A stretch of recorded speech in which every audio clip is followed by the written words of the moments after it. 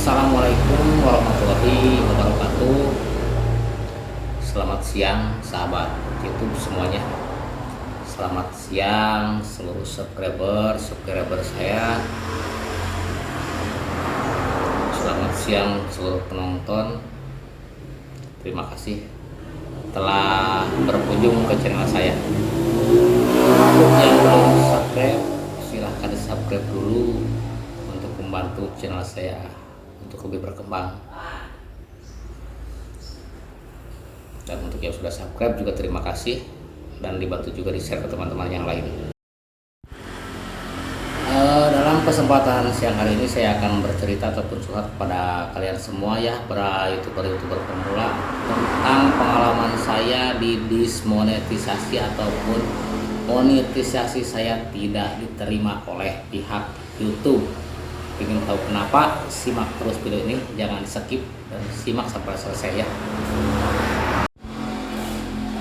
Singkat cerita, pada tanggal 15 Oktober ini saya mendapatkan email dari YouTube bahwa channel saya sudah memenuhi syarat untuk jam tayang dan 1000 subscriber. Aduh, tahu bulat saya tahu dia. Maafnya, ada tahu bulat lewat barusan. Dan saya langsung membuka YouTube studio saya dalam browser ya. Teringat membuka YouTube studio yang browser, bukan yang aplikasi yang saya buka dari Chrome. Dan di situ sudah tertulis dengan warna biru ya, klik untuk daftar. Dan lalu saya mendaftarkan diri saya, dan saya sangat merasa senang kalau itu bahwa saya sudah mencapai syarat untuk monetisasi. Dan saya ajukan, dan di situ ada beberapa tahapan setelah mengajukan monetisasi. Yang pertama, kita harus membaca dulu aturan yang YouTube berikan kepada kita. Setelah itu saya klik selesai karena saya sudah membaca.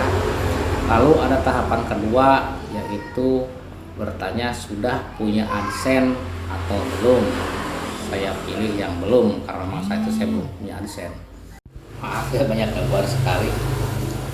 Dan untuk pendaftaran AdSense, di situ saya juga sudah mulai merasa resah ataupun gelisah ya, karena tidak kunjung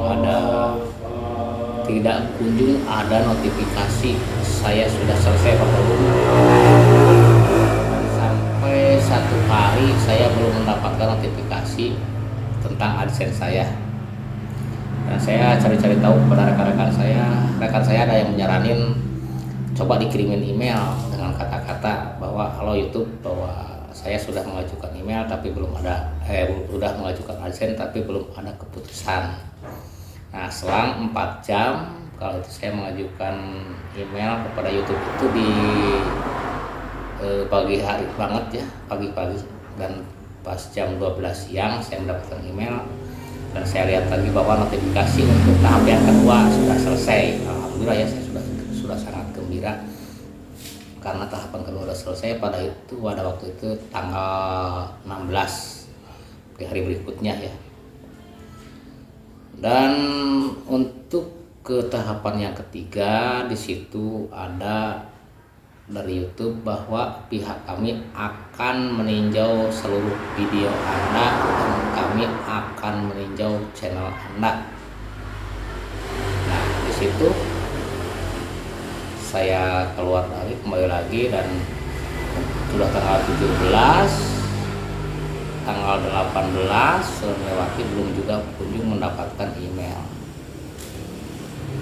Pas malam hari, ketika itu jam 7 malam setelah Isya, saya mendapatkan email lagi dari YouTube, dan di situ saya harap-harap cemas ya.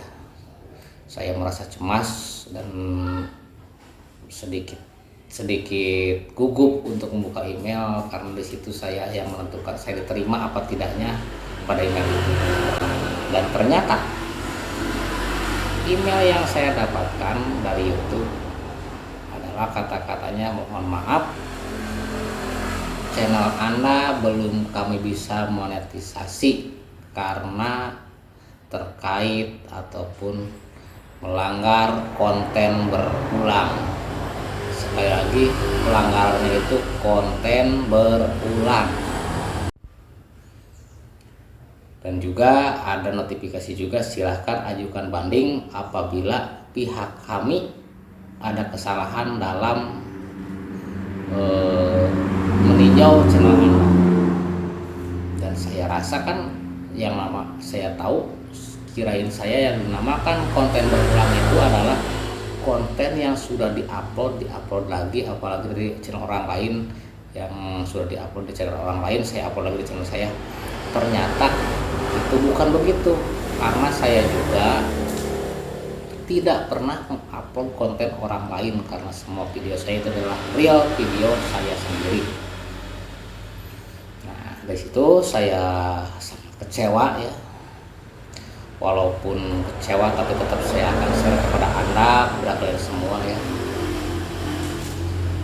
Kekecewaan saya itu nggak cukup sampai di situ, karena saya masih bingung apa sih yang menjadi kendala dari YouTube, karena YouTube tidak pernah menunjuk video mana yang harus kita ubah atau video mana yang harus kita hapus. Tidak ada. Di dalam YouTube Studio saya tidak ada klaim hak cipta sama sekali. Semuanya mulus hijau, nggak ada klaim hak cipta. Setelah saya baca juga di situ tidak boleh mengupload video yang sudah diupload di status media sosial apapun, kalaupun itu di media sosial kita. Contoh, kita mengupload di TikTok video kita, lalu kita ambil lagi dijadikan video short atau video pendek kita di YouTube, itu tidak boleh. Atau digabungkan menjadi video yang durasinya jadi panjang, ditambah editan kita, bicara kita, juga itu tidak boleh. Di Facebook, di Instagram juga tidak boleh. Dan saya itu panik ya, kalau itu panik, jengkel juga, kecewa, intinya saya kecewa. Lalu saya cari-cari tahu, browsing di Google, di YouTube, pas saya nemu dari channelnya Mbak Adlina ya, kalau nggak salah, saya lupa, nanti saya kasih linknya ataupun kasih foto channelnya ya. Berkata ataupun ada salah satu yang memberi pencerahan kepada saya bahwa di channel orang lain yang didismonetisasi ataupun monetisasinya ditolak itu karena banyak uploadan video dari TikTok, walaupun itu video dirinya sendiri. Jadi YouTube itu tidak boleh ya dari YouTube mengupload video kita dari TikTok seperti itu. Nah, lalu saya balik lagi ke YouTube Studio saya dan saya hapus semua video yang ada di TikTok. Dan saya masih bingung untuk konten berulang itu apa. Di sini bagi para YouTuber pemula yang belum tahu, yang dinamakan konten berulang itu bukan kita mengupload konten orang lain, karena itu adalah re-upload ataupun bukan konten berulang. Yang dinamakan konten berulang itu adalah kita terkena dari audio orang lain ataupun dari musik orang lain yang sudah diupload di YouTube, lalu kita ambil audionya, pasang di video kita. Nah, itu yang jadi masalah. Dan itu pun saya tahu dari rekan saya yang sudah lama, yang sudah monetisasi dan pernah mengalami pengalaman serupa seperti saya. Jadi saya minta saran kepada dia, dan dia sudah meninjau juga channel saya. Banyak di video kamu, katanya, itu yang menggunakan audio yang bakal ditolak oleh YouTube. Jadi saya minta saran, ini saya harus edit apa saya harus buang? Dia saranin buang saja, diedit juga belum tentu diterima, katanya. Dan saya dengan sangat-sangat sedih, dengan sangat kurang ikhlas juga saya menghapus video-video saya, karena itu viewsnya banyak banget. Dan dari video yang saya hapus, dari 34 video yang saya hapus itu sudah mengumpulkan 8.000 jam tonton ataupun jam tayang, 8.000 jam tayang, dan nggak tahulah berapa viewsnya, itu berapa ratus ribu views saya hilang. Dan dengan sangat sedih saya menghapus semua itu. Nah, di sini saya akan memberitahu contoh yang ketika kita mendapatkan notifikasi dari YouTube seperti ini. Ini notifikasi pertama kita untuk mengajukan monetisasi. Ada 2 tahapan yang sudah selesai, itu yang tadi saya ceritakan. Nah, tahapan yang ketiga itu adalah tahapan peninjauan, dan kita nanti akan mendapatkan email seperti yang ini juga, email seperti ini dari pihak YouTube. Tapi mudah-mudahan kalian nggak dapat email seperti saya. Email ini kan itu adalah dari pihak YouTube menolak monetisasi saya, dan saya berhak untuk mengajukan ulang di bulan berikutnya. Dan waktu itu juga saya belum sampaikan bahwa di situ kan ada untuk mengajukan banding ketika kalau pihak YouTube kami itu mengalami kesalahan dalam peninjauan, silakan ajukan banding. Dan saya baru baca, dan saya sarannya gimana sih? Saya tanya juga ke teman saya, kamu bikin video pribadi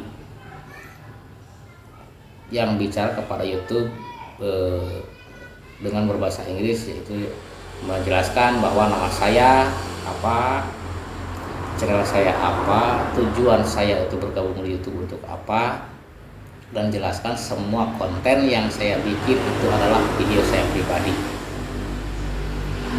Dengan berdurasi mungkin kurang lebih 2 menit, saya bikin video dengan bahasa Inggris, walaupun sangat pusing saya menghafal bahasa Inggris karena saya tidak bisa berbahasa Inggris ya, walaupun sedikit tahu. Tapi saya untuk speak Inggris saya tidak bisa. Jadi saya menghafal untuk 2 menit video saya menghafal itu sampai 6 jam supaya saya bisa lancar berbicara bahasa Inggris. 6 jam, bayangin, baru jadi video saya. Dan saya upload ke YouTube, tapi tidak boleh dipublikkan. Ingat ya, di-upload ke YouTube dengan tidak publik ataupun pribadi, jangan dipublikasikan. Lalu kita copy paste linknya dalam pengajuan banding, dan kita tuliskan dalam pengajuan banding dan ditempel, ataupun link yang video upload barusan ditempel ke pengajuan banding lalu kirim ke YouTube. Nah, selang 1 hari saya mengajukan banding itu di tanggal 18 ya, di tanggal 18, yang seharusnya di tanggal 18 itu sebetulnya itu menjadi kado yang luar biasa kalau saya diterima oleh YouTube, karena pas di tanggal 18 itu saya ulang tahun tanggal 18 Oktober. Namun kado yang sangat luar biasa juga ini dari YouTube buat pengalaman saya, walaupun saya ditolak monetisasinya ataupun belum bisa diterima oleh YouTube, tapi setidaknya karya saya itu sudah nyampe di tanggal 18 Oktober tadi, ulang tahun saya, yang konten saya mungkin hampir 2 tahun baru dapat jam tayang, enggak 2 tahun, 1 tahun baru dapat jam tayang sama subscriber. Sebetulnya jam tayang saya sudah banyak, sudah 16.000 kurang lebih ya, 16.000 jam. Makanya saya kemarin hapus 8.000 jam lebih, masih punya 7.000 jam lebih untuk mengajukan di bulan depan. Nah, setelah saya mengajukan banding, besoknya di tanggal 19 saya menerima juga email dari YouTube yang isinya, terima kasih Anda telah mengajukan banding kepada pihak kami, namun mohon maaf pihak kami belum bisa menerima karena dari video yang saya kirim saya tidak bisa menemukan video Anda. Karena apa? Karena saya sudah terlanjur menghapus. Seharusnya ketika kita mau mengajukan banding, alangkah baiknya jangan dulu menghapus video apapun, ataupun hapus saja 1 video lalu kita upload dengan video yang barusan, kita ngomong dengan bahasa Inggris lalu upload secara tidak publik. Nah, nanti pihak itu akan melihat video yang kita ajukan. tapi yang video kita ajukan itu sudah terlanjur dihapus. Makanya pihak YouTube itu bicara ataupun mengirim email kepada saya tidak bisa menemukan video apapun dari yang Anda ajukan banding. Iya, itu kesalahan saya juga. Jadi saya saran kepada para youtuber pemula, tetap semangat. Intinya hilangi copyright, hilangi klaim hak cipta, apalagi di-upload. Kita jangan bikin video dengan audio yang sudah ada di YouTube orang lain. Kita ngambil aja audio yang sudah YouTube sediakan dan itu tidak akan ada masalah. Meskipun audio itu tidak cocok dengan video kita, tapi itulah yang terbaik untuk channel kita. Mungkin itu yang bisa saya sampaikan, cukup di situ. Mudah-mudahan ini bermanfaat buat semuanya, buat rekan-rekan YouTuber pemula. Sekali lagi tetap semangat untuk berkarya, dan saya minta doanya untuk pengajuan di bulan depan. Saya mudah-mudahan diterima. Dan apabila ada masukan ataupun saran-saran buat saya, silahkan tulis di kolom komentar. Sekali lagi dukung channel saya dengan cara like, komen, share, dan juga subscribe. Sampai di sini videonya. Wassalamualaikum warahmatullahi wabarakatuh. Salam YouTuber pemula.